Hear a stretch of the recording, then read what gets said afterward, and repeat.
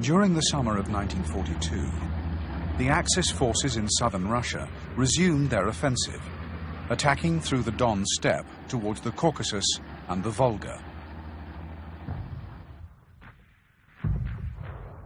Initially, the attacks made good ground.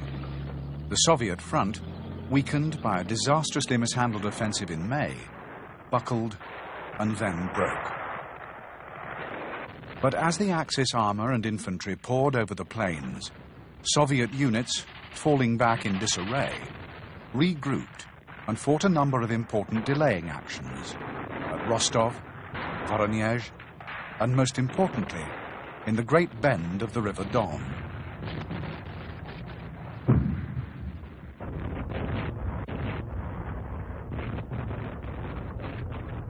These actions, coupled with misunderstandings and indecisiveness amongst the German High Command, enabled a stand to be made on the west bank of the Volga.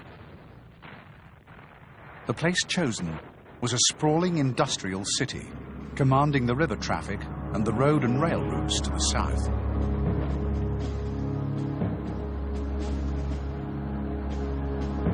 The Battle of Stalingrad was to be the decisive turning point of World War II. As the fight for the city developed, both Hitler and Stalin became locked in a contest of wills.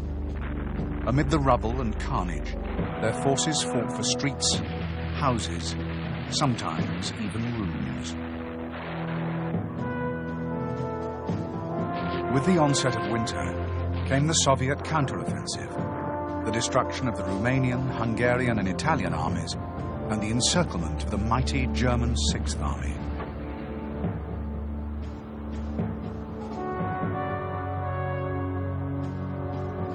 In the spring of 1943, when the dust finally settled over the Don steppe and over the fire-blackened ruins of Stalingrad, Hitler's war of conquest had become a battle for survival. In Stalingrad, he had tried to break the Red Army at the furthest limit of its retreat. Instead, he had all but broken the Wehrmacht.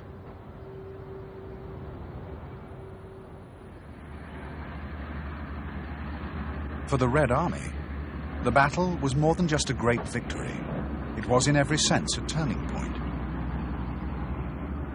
Morale was restored. Officers and men enjoyed a new status and respect. And the dark cloud of failure that had dogged the army for years was dispelled. The battle also marked the beginning of the march west, the reconquest of Russia and the drive through Eastern Europe to the gates of Berlin.